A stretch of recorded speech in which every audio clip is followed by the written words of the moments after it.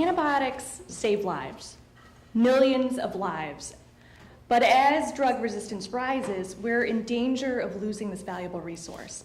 I'd like to briefly tell you about a project that the Pew Charitable Trust has been working on over the past couple of years to help address this problem.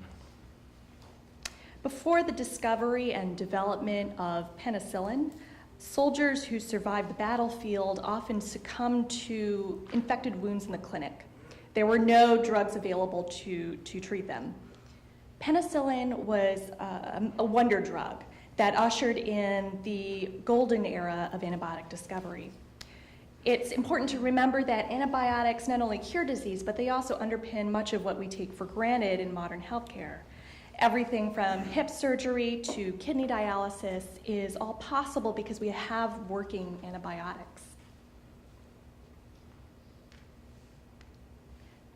The problem is that the more we use antibiotics, the less effective they become.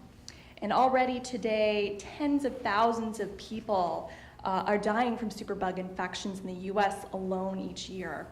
And direct healthcare costs due to resistant infections are estimated to be in the billions-dollar range. And just when we need new antibiotics the most, the pipeline of new drugs has run dry. There are too few products currently in development to meet our growing need. And most pharmaceutical companies have discontinued or scaled back R&D efforts in antibiotic research, leaving innovation to mostly small biotechs and academic labs. So the problem is that the low-hanging fruit has already been plucked. Scientists are modifying the same molecules, finding the same types of new antibiotics. And there's a vast chemistry out there, but unless scientists know where to look, finding a new antibiotic is like winning the lottery. In the golden age of antibiotic discovery, scientists tested millions of molecules and found a few new types of antibiotics. The drugs we have today are based on these discoveries. But the last time scientists discovered a truly new class of antibiotics that successfully made it to market was in 1984. So we need to address the root of the problem, scientific barriers to the discovery of new types of antibiotics. Without foundational scientific knowledge, researchers will continue to face the same very low success rates in discovery. To be clear, we're talking about upstream barriers to discovery and development. Recognizing that there are critical gaps in understanding, Pew set out to identify the key scientific barriers that are impeding discovery of new antibiotics, put together a plan of action to overcome those barriers, and develop a strategy to carry out that work. And under this effort, Pew engaged a core team of leading academic and industry scientists, researchers from government, leading institutions, biotech, and big pharma. They represent an exceptional breadth and depth of knowledge in antibiotic discovery and development. And we asked them, what would it take to transform antibiotic discovery? So based on their input and input from other thought leaders in the space, Pew synthesized our findings and published a scientific roadmap for antibiotic discovery.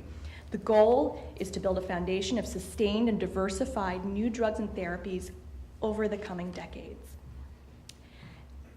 We aim to catalyze and accelerate the discovery of new antibiotics by filling key gaps in scientific knowledge. To carry out this work, we propose a targeted, directed research initiative to fill gaps in a milestone-driven way. And this roadmap lays out 4 key priority areas that I'll discuss briefly. Each of these buckets of work is critically important for the long-term success of the field. We envision these components requiring multidisciplinary teams of experts that are working across sectors. One key barrier is how to find molecules that target some of the most difficult to treat bugs out there, drug-resistant, gram-negative pathogens.